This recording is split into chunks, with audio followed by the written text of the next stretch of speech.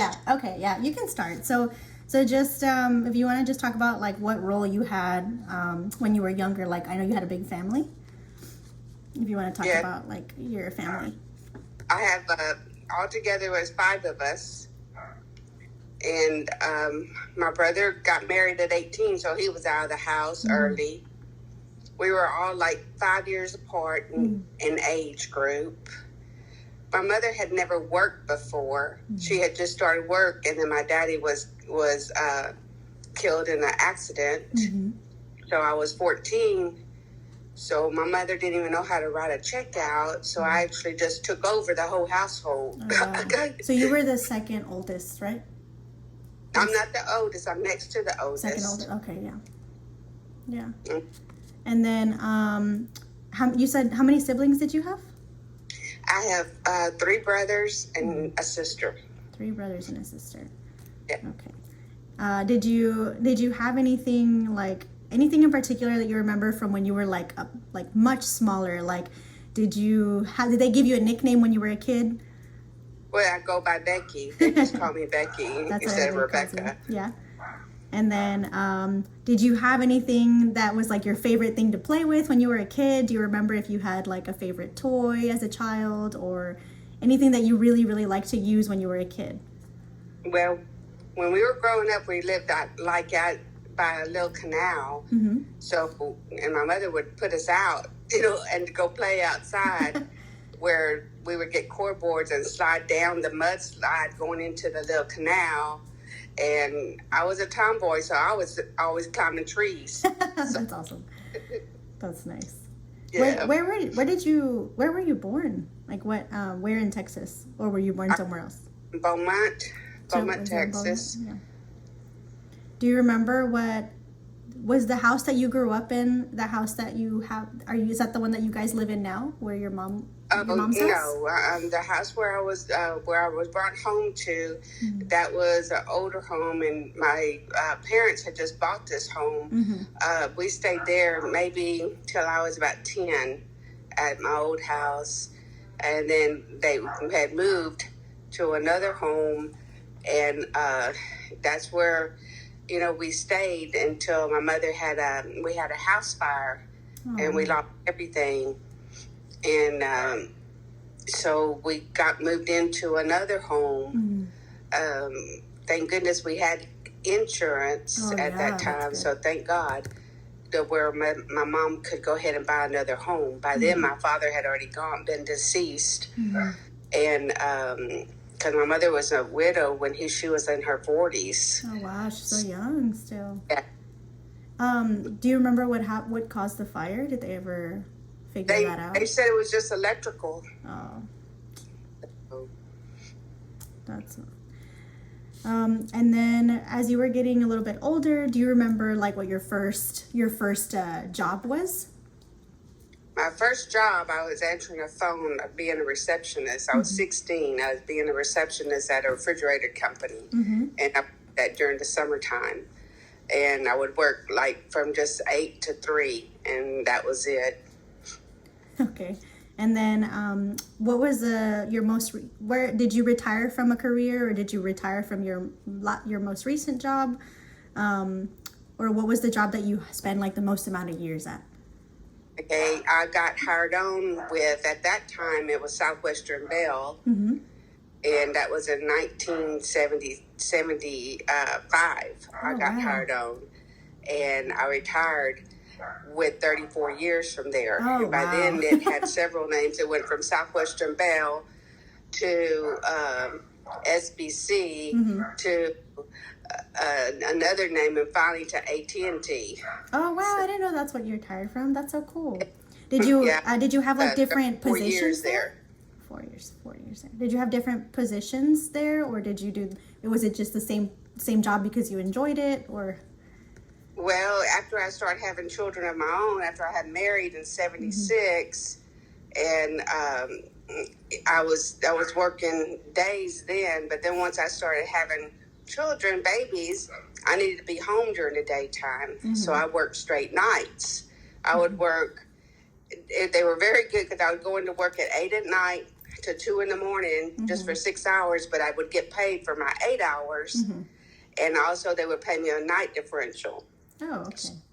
Yeah, so I would work nights when my babies, so I could be home with my kids during the daytime.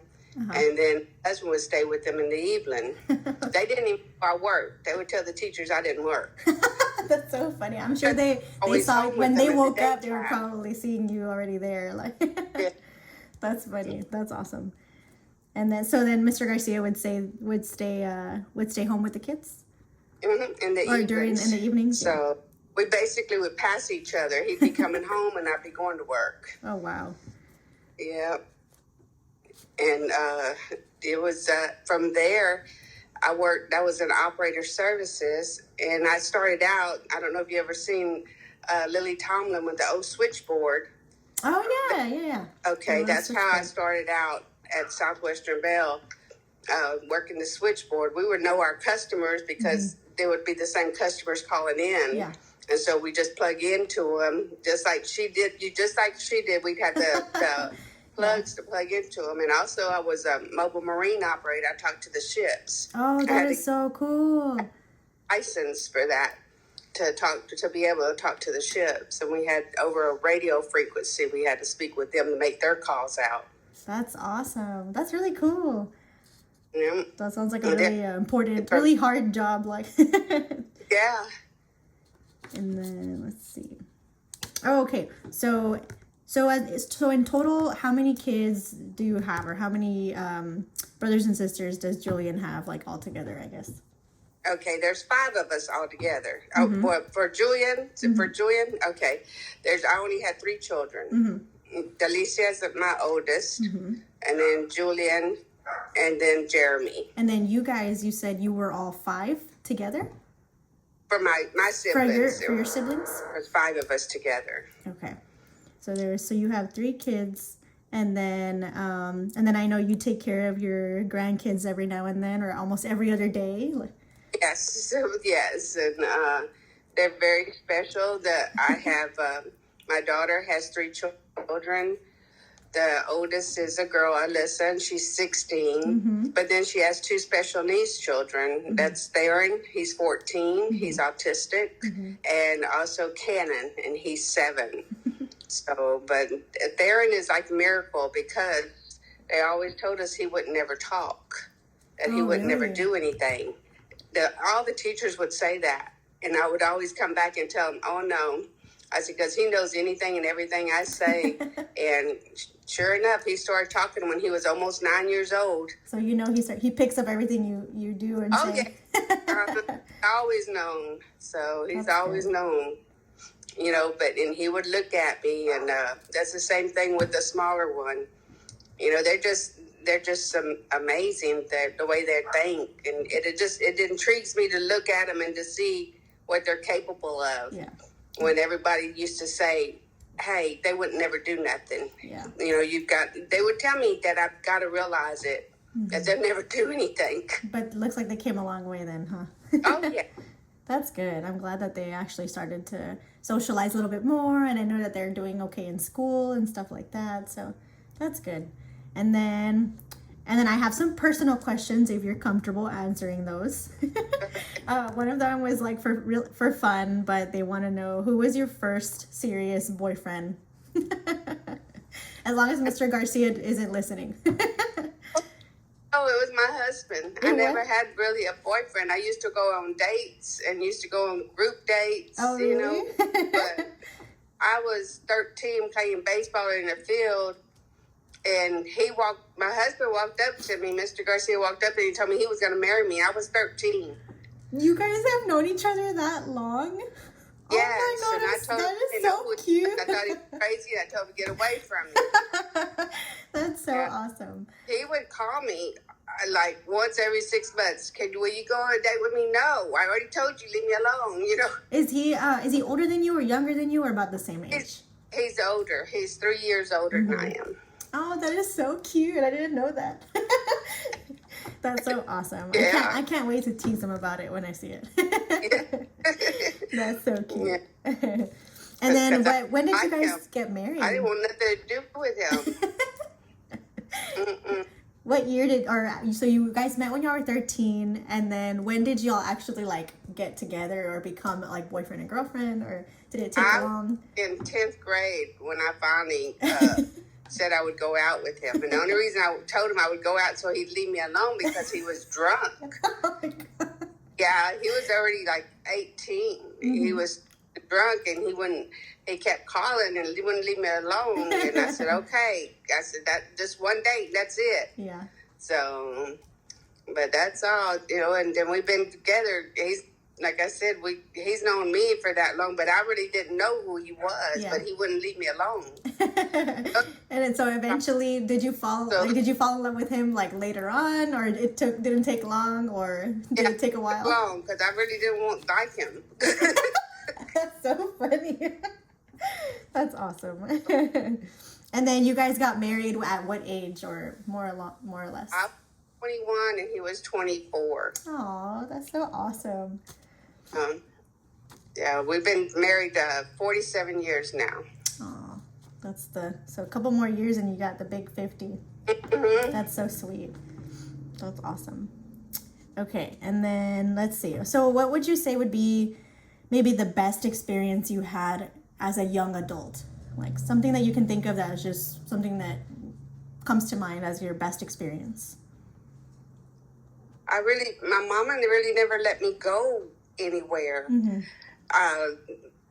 And then when she did, I could only go with one of my girlfriends. So I really didn't have any experience because I was always at home because I had 3 younger siblings than I did. Mm-hmm. And I'm the one that I would get them ready for school. I would do everything for them, So you had like a parent role. So I really didn't get to go anywhere when I was younger. Yeah.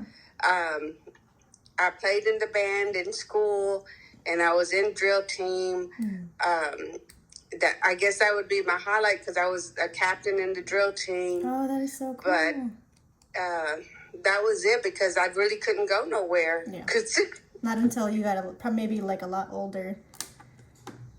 That's why I think I'm like I am. Mm-hmm. Julian, I don't know if Julian tells you, my mom does this, my mom does that. Yeah. He always tells me that, like, you've always been the one that really taught them. I mean, their dad taught them a lot too, but he always said that my mom always made sure that we knew how to do all of these things just in case, like, that we don't need to, that it doesn't have to be a woman to teach me, but my mom always taught me, you need to know how to do this, cook, clean, iron, everything. And yes, and I would they had chores. I mean, I would make them clean up. If you're going to go out, you're gonna have to clean up. You're gonna have to, And Julian was the worst because he would fight me on ironing his clothes, and because I would make them iron they wore uniforms, and I made him not iron his uniforms. And you're not going to go out like that because it's unfortunate. There was still so much racism. Even there's always been racism.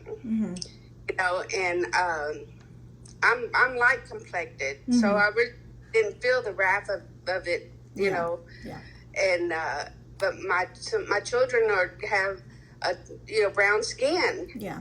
And they went to private school. Yeah, Julian told me I think he was one of the only darker kids compared in that school. Everybody else was pretty much white, is what he told me. Yeah. And I would tell him, I said, it's very unfortunate, but this is the way of life now. People judge you how you look, and that's all to it. And I would always tell him that, and I always wanted him to be neat, and I always wanted him to iron his clothes, and I would make him iron his clothes, and we would have a standoff, but I would always win. Yeah, he always told me about those too. He's like, nope. He's like, well, I was scared of her. He's like, I always acted like I wasn't. He's like, but I was always scared of her. Yeah. That's good. So, and then, because I told them, I wanted them to know how, and that they would wash dishes, they would sweep, they would clean, they would start washing their own clothes. They had to learn because both their, my husband worked and I worked, and like I was working. Now, once I got teenagers, I went to another position where I would work straight days because they needed me more at nighttime then than they did in the daytime, because I always told them, I want to know where you're going, who you're with, and what you're doing. That was my rules. They had to tell me, that, or they couldn't go nowhere. Yeah. So, I'm guessing Julian was the worst at that, but was Delicia good and Jeremy was good at it? Delicia was good. I never had to worry about her because she was into study and she loves school and she still does. Well, you saw how Yeah, she did. she sure does. And Yeah. so I never had any problems with. Now Jeremy, I had to watch him because he was sneaky. Jeremy's the type, he would do things, but then he'd get caught. Yeah. He didn't mean to get caught, but he would do it, just because I know he was up to something because he was being sneaky. Yeah. Julian, I would always catch because even though he says he was, I mean, even his friends at one point, they, if his friends were going to drink and they were going to be at my house, I would take their keys. And if they wouldn't give me their keys, they weren't going to be there. Nice. So yeah, follow the rules. I had rules, and those little bolillos, all they liked was, and they would eat at the house. All they wanted was tortillas and beans. Yeah.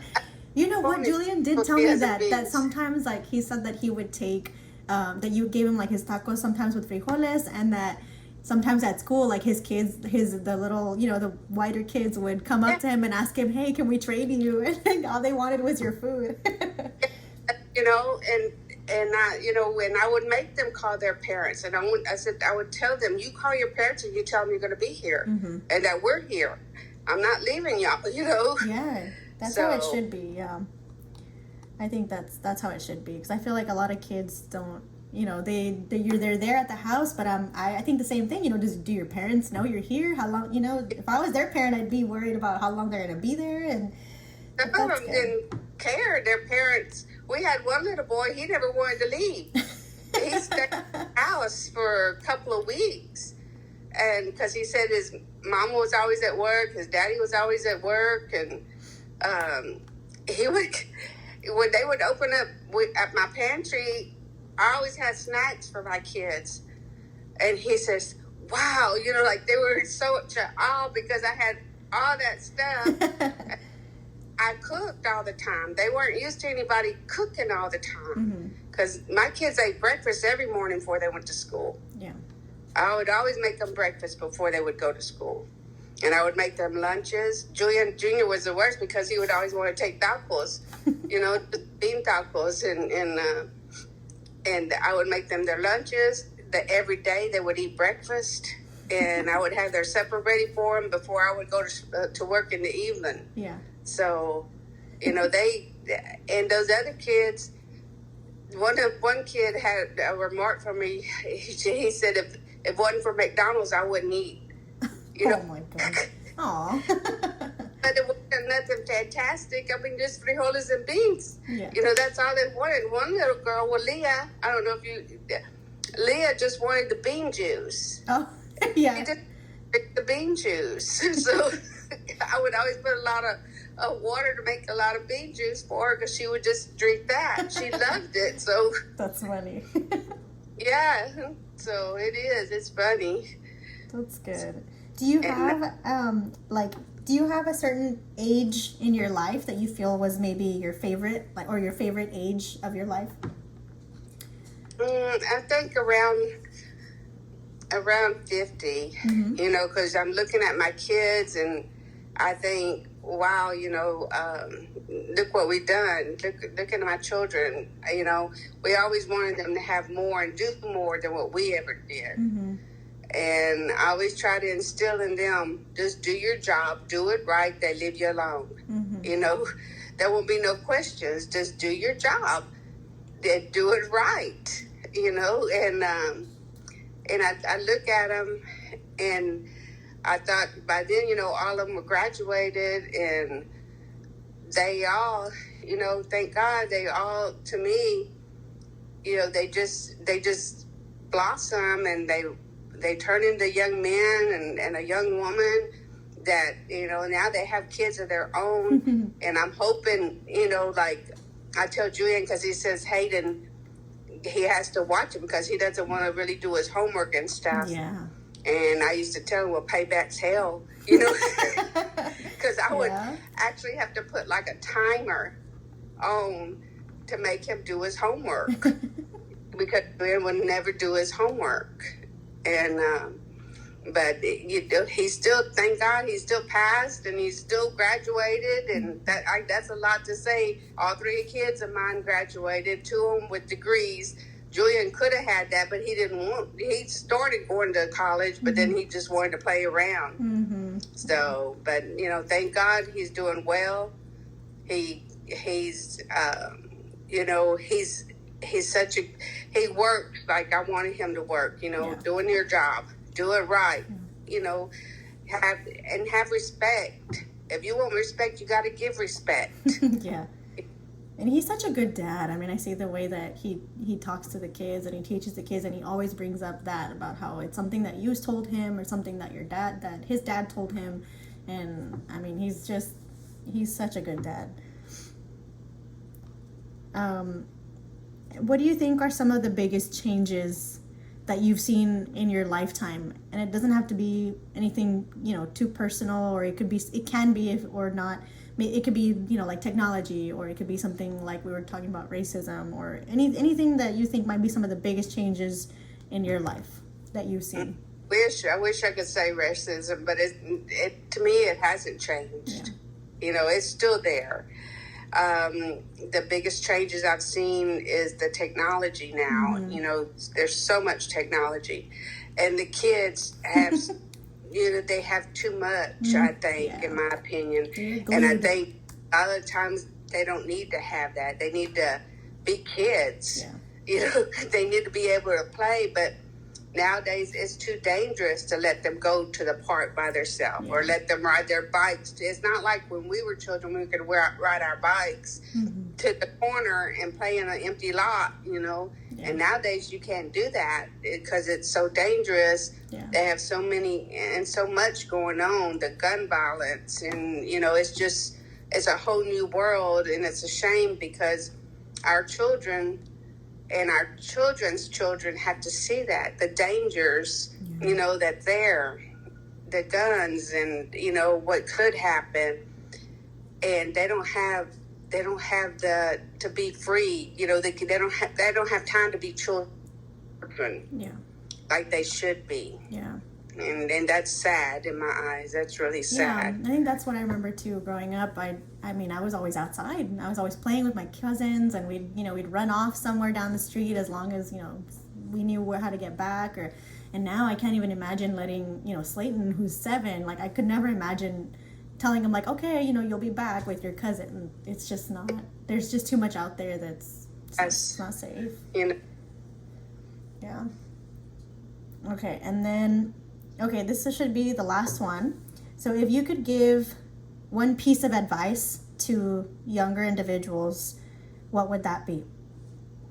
If you could give young people advice. It's just, you have to respect. You have to give respect in order to get respect. You have to be, your manners. I still say yes, ma'am, and no, ma'am. I'm 67, and my doctor's in her 30s, and I still say yes, ma'am. Manners, that counts. It's just respect. They earned that degree. You need to give them that. Yeah.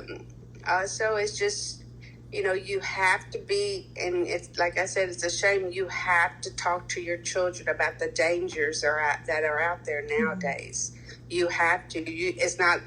It's not like you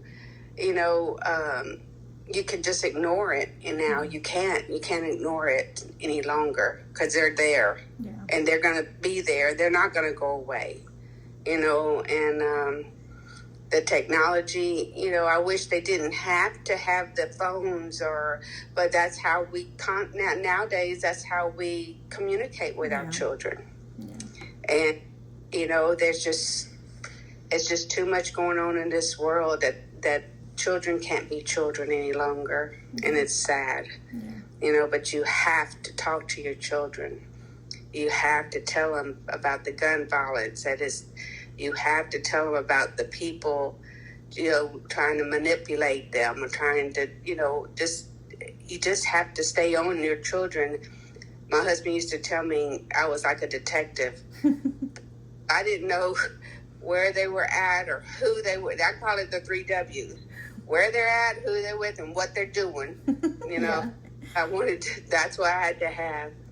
So, and Jen will tell you many times, I threatened, and I would, and those boys, all my son's friends and their parents, you know, their parents would tell me, what do you do? I talk to them and I tell them, you know, they're not going to do this at my house. Mm-hmm. You know, they're just not going to do it. Yeah. And, you know, and they wouldn't talk back to me, none of them. And because you got to talk to your kids. Yeah. You got to make yourself, you know, you have to make yourself available for your kids. So that's the only thing I would say. You have to talk to your kids. Racism is always going to be there. It always has been there. And it's a shame. And now, you know, with the gun violence and with the dangers that are there, you just have to be available for your kids. You have to learn to talk to your kids. And you can't talk to them like kids because they see this. Yeah. You have to talk to them like a young adult. Yeah. Especially with all of the stuff they can see now available on the internet. They're getting exposed to it before we even get a chance to tell them about it, you know? Yeah. It's sad. And it's scary. That's where all the questions come up, and that's why you have to be available. That's why you have to know, what are you getting into? What are you looking at? I mean, 100 times a day when I have my grandchildren, my daughter's kids, I go and tell them, what are you looking at? Mm-hmm. What are you seeing? What are you doing? Yeah. And they show me, you know, where they've been, and I can see where they've been. Right. Because I go back through the phone. Yeah, no, that's good. Yeah. I do the same thing to Slayton, because sometimes I'm hearing some of the things that this person is saying on, you know, he likes to watch the YouTube videos, and I'm kind of like, what are you watching? And I have to go and, you know, helicopter over him to make sure he's not watching something that he shouldn't be. And you have to, you know, you have to. And Julian can tell you firsthand, there's one time there was a party, and everybody's afraid of this one boy, and he thought he was just going to come in, and he came with his little crowd, and he thought he was going to come in and join the boys that I had there regular. And I didn't know him from Adam, and I walked out there, and all Julian kept saying in my ear, Mama, you're going to get my ass beat. You're going to get my ass beat, Mama. Don't say nothing, Mama. You know? I said, hey, this is my house. You're not invited here. You need to go. Yeah. You know, and I don't know. I had to grow up fast. I had to grow up a lot. I never had a chance to be a kid. Mm-hmm. You know, when I was 14, that's when I started doing for my younger siblings. There was 3 of them. Yeah. And because my mama, she got into depression after my dad died. And so I would have to cook. I would make their lunches. Yeah. I had gotten my license when I was 15, so that way I would be able to take them to school and take myself to school. So you were basically their mom. You know, you didn't get a chance to really do the carefree teenage years, I guess. Yeah. Like I said, my mama didn't even know how to write a check out. Yeah. I had to learn how to write checks out for the bills because she didn't even know how to pay a bill. My daddy did everything. You know, and that's back then. That was our tradition. The men took, you know, our heritage. You know, the men in that time, and they took care of everything. Yeah. So, and like I said, I never really was a kid, and then maybe that's why I was so hard on my kids. Mm-hmm. I wanted them to know they didn't have to depend on nobody. Right. So. Yeah. Oh well, they turned out great. Oh, God willing, I pray every day for them. That's fine. All right. Well, that's pretty much all the questions I had. But either way, thanks for letting me get a chance to just kind of ask you all of these questions. Okay.